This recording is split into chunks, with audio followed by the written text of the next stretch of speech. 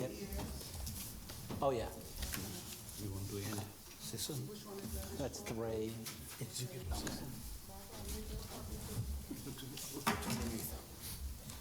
Yeah, I don't know. In case you want that. You guys set? You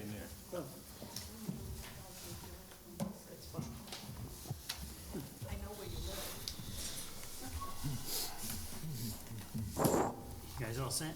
Yeah. All right, I'm going to make a motion to come out of executive session. Could I have a second? Second? All in favor? Aye. All right, so moved. All right, next item on the agenda tonight is appeal number 22772, area variance, Alpine Commons multifamily workforce housing.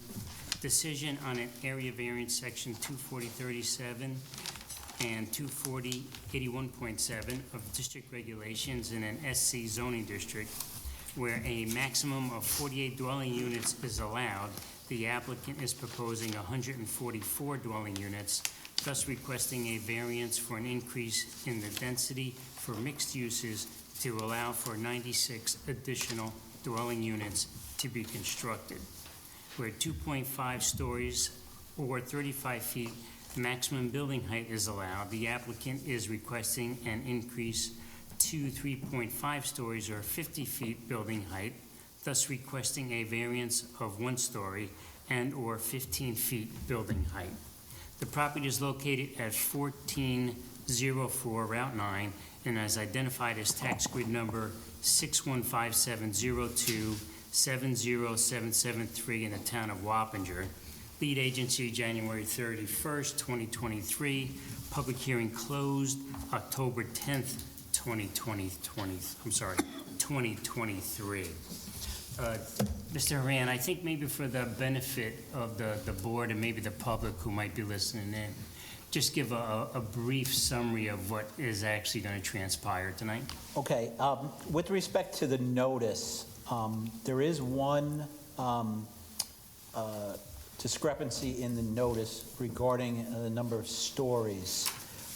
The application requests 3 stories rather than 3.5 stories, and which is noted in their application as well as the decision of the board.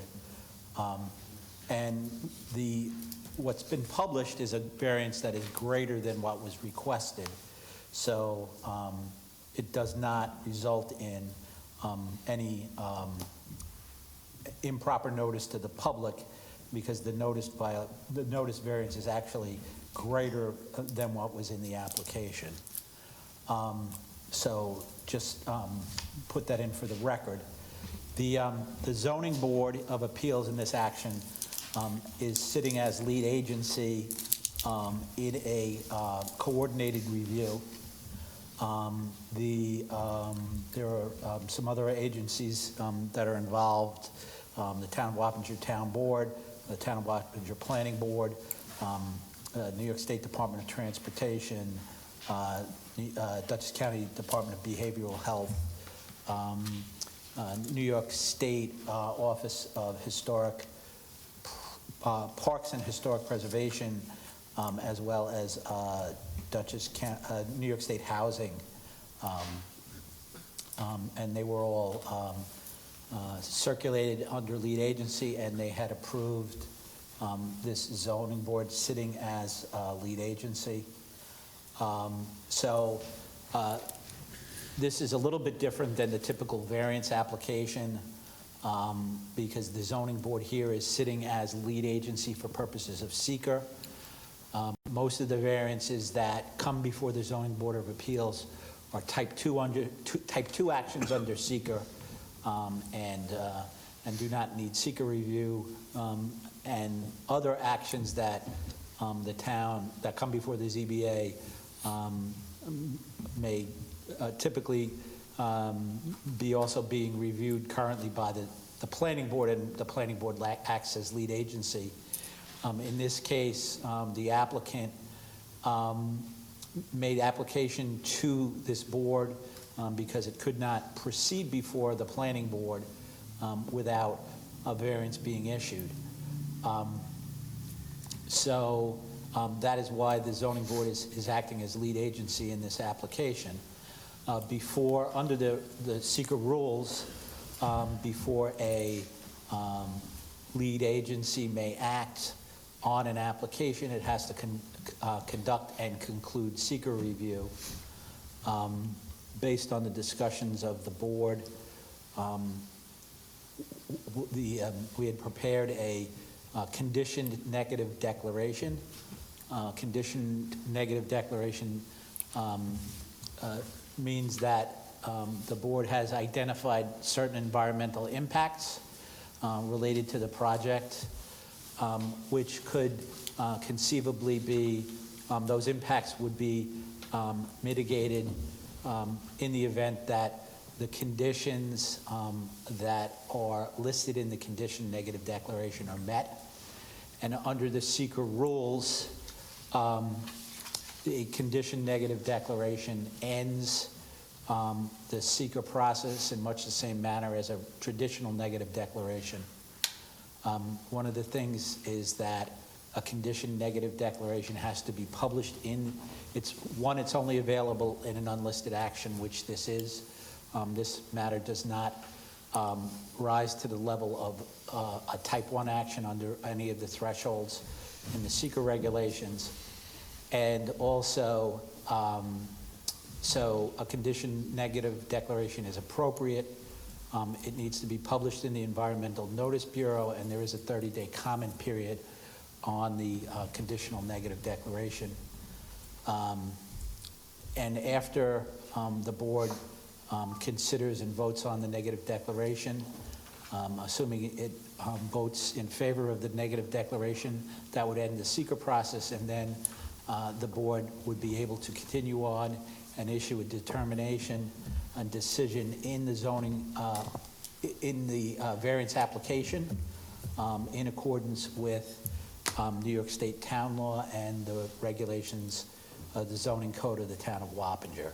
So before the board tonight is a condition negative declaration for consideration, as well as a decision on the variances. There's 3 variances that are being requested. So if anybody has any questions, I'd certainly be willing to answer them. Sure. Okay. So we all have copies, though, right, of the condition negative declaration. I would ask that we move to waive the reading of the entire declaration if the applicant is okay with that. Yes, we've just been provided with it within the past 7 minutes. Right, that's fine. Just Right. to make the record absolutely clear that it was not on their website in advance of tonight, so it was not available to us beforehand, and we're being provided with it now after a 25-minute executive session. Right. Okay. So we're ready to vote and make a decision on the negative declaration. Okay. So I'm not going to read through the entire declaration, but I will make a motion to accept the condition negative declaration as written, and I'll need a second. I'll second. And I'll need a roll call then, please be. So Let's see, accepted, right? I would, yeah, right? Right. For clarity, I would say accepted. Okay, so I accept it.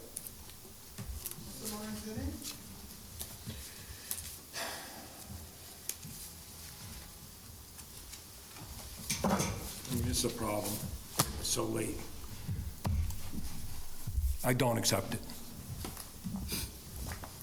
I accept it. I accept. I accept it. Accepted. Okay. So then the negative declaration is accepted. So you've accepted the negative basically you've approved the condition negative declaration based upon the conditions in the negative declaration. Correct. Okay. As a matter of procedure, there's a 30-day comment period. I think it would be odd, albeit even strange, to then completely roll into your resolution of denial that A, you're just giving to us, but you don't even know what the comments are that are going to come in. What is the point of the 30-day comment period that you, minimum, that you, which, by the way, you're doing the minimum of 30 days, that the secret regulations come in, is it becomes a little bit of a ruse that we're having a comment period at all. If we're rolling right into it, maybe those comments could affect your decision.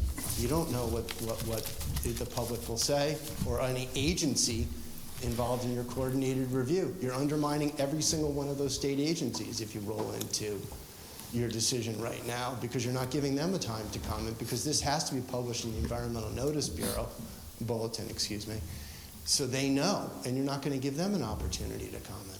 So you're not interested in what the state, the county, or other agencies think in this, of the conditions that you've imposed. I think it would be a wrong-headed move, if you forgive me for saying that, but you're basically disregarding, maybe you have no interest in hearing what we're going to say during those 30 days, but I would think in the concept of collaborative government, you'd be interested in hearing what the county has to say, the state has to say. Well, I'll defer to council as to how And we're more than willing to should give go. you the time to do that, under, you know, because you've got two different aspects that are intersecting, right? The public hearing's closed, Correct. and obviously we'd have no problem with reopening the public hearing based on those comments in order to address things, but I just, it seems odd that you just voted to have a 30-day comment period, but if you're going to deny the variances in a heartbeat right after that, what was the point of the comment period? How's this a heartbeat? So one of the reasons why the condition negative declaration is issued is for purposes of allowing the board to vote with respect to the application. There is case law that indicates that no negative declaration is required in the case of a denial. There is case law that also goes the other way. You know, this is a discussion we had with the board before with respect to is it appropriate, or is it even required for the board to act under seeker in order to issue a denial? Based on discussions that we had, it was my recommendation that the board conclude seeker before it issued a decision. Technically, the issuance of a condition negative declaration concludes seeker, albeit as Mr. Alexander indicates, it is subject to a comment period, and any comments that received are, you know, subject to the discretion of the board as to whether or not they would mandate a positive declaration being issued.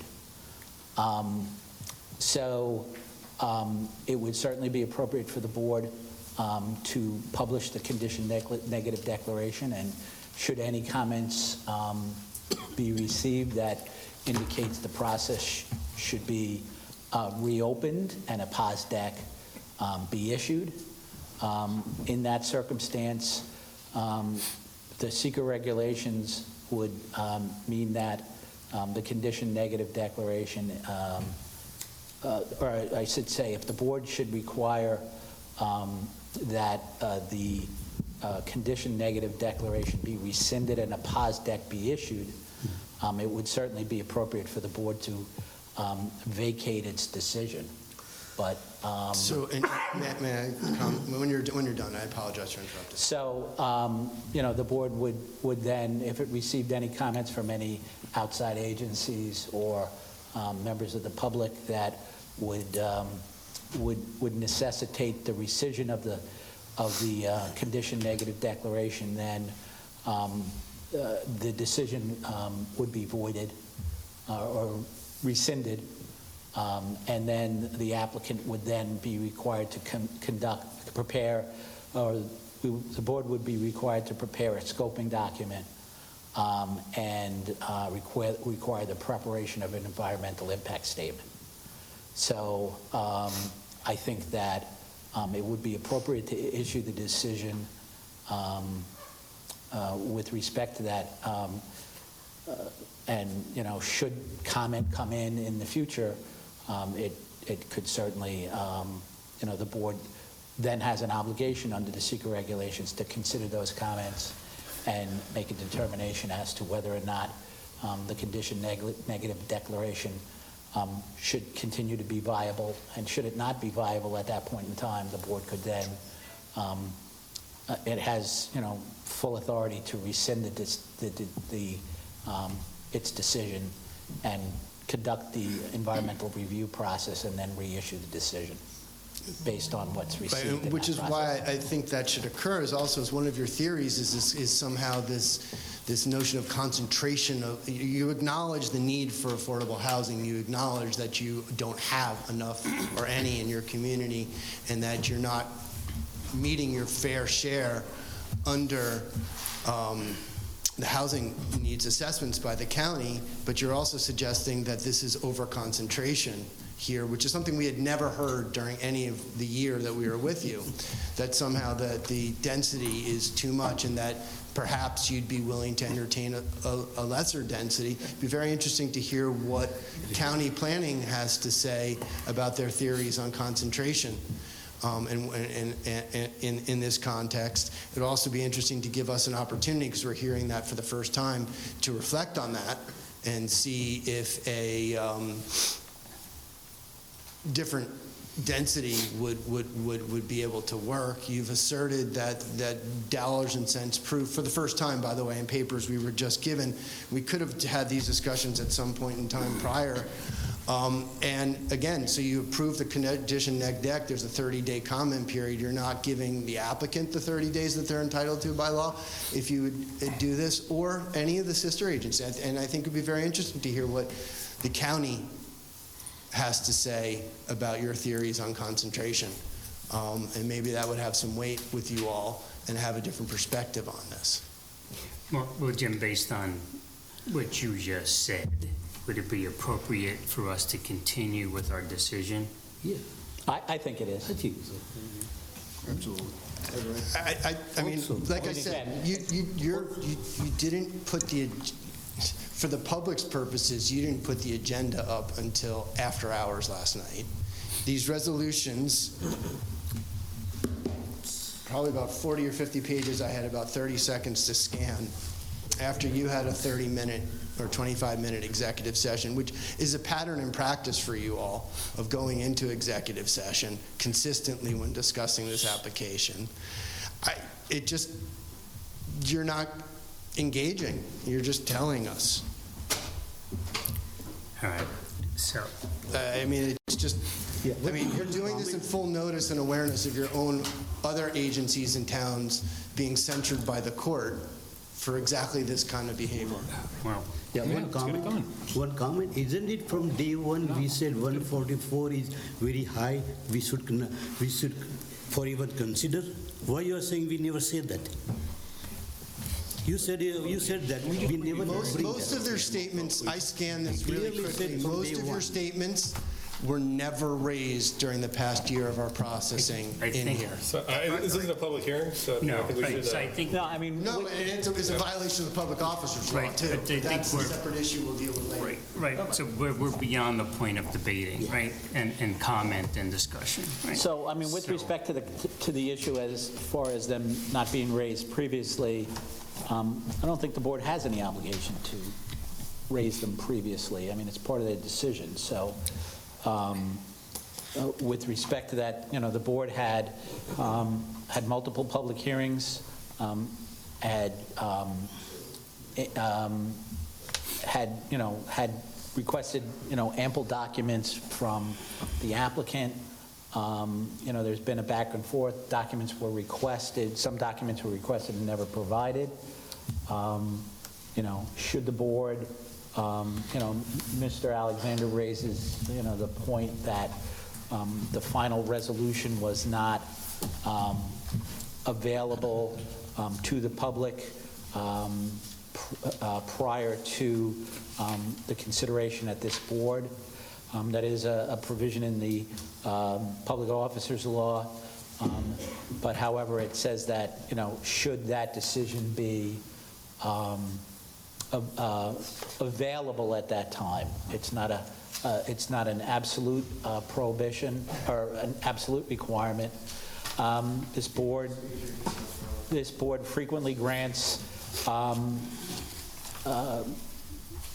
variance applications on oral motions at the time. As has been noted, the public hearing has been closed and the time for comment from the applicant or the public is over. I fully anticipate these issues would be raised in litigation. Sure. Should the board wish to adjourn it to another date, it can do that, but, I don't believe that No, I it would think- forestall, litigation anyway. Yeah, I mean, I think we're at the point now where we've had our executive sessions and we have the decision. And I think I would, at this point, move to read the decision.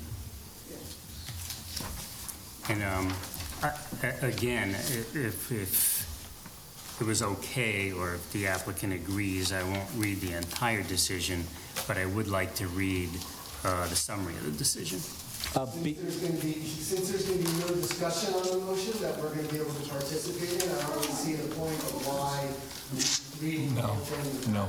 All right, so there isn't going to be any discussion, but I am going to read the decision. So if I may, Mr. Chairman, just for the record, Sure. There is a table of contents that includes 34 items. Yes. And there are several additional items that are not listed there, which is the Dutchess County Housing Needs Assessment, which would be 35. Malcolm Simpson's memo for school-aged children, an estimate, that would be 36. Resident Joe Greger submitted a letter, number 37. Resident John Collins submitted a letter, that's 38. And then, in addition to that, there's the FEAF Part 2 and Part 3, and that's at Part 2 would be 39, 40 would be Part 3, and the letter of the Planning Board in circulation of lead agency is 41. Just to add that for the record. All right, so those items you just read, Joan, will be added to the table of contents that was distributed.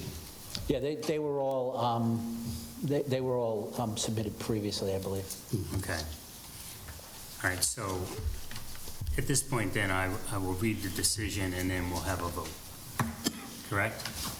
Yes. Okay. All right, so decision in summary, the ZBA finds the requested variances would create an undesirable change in the character of the neighborhood, and there would be a detriment to nearby properties. Benefits sought by the applicant can be achieved by a feasible method other than area variances. The requested variances are substantial. The proposed variances will have an adverse effect or impact on the physical or environmental conditions in the neighborhood, and the alleged difficulty was self-created. Applying the standards of Town Law 267-B3B, all three variances should be denied. The foregoing decision was proposed by Board Member Peter Galati, and I will then move to second. Can I have a second, please? I'll say. Tom, second. Could I have a roll call? Just for clarity, I would say no would be denial, and yes would be approval. That sound? Why don't you just say denial Say it again? of, Or approval. Okay, so instead of a yes or no vote, let's all then during the roll call say either denial or approval. so it's deny the variance. Correct. Right. All right, roll call, please, B. Denial. I deny. I deny. Denial of approval. Denial. Denial as well. All right, so the variances have been denied.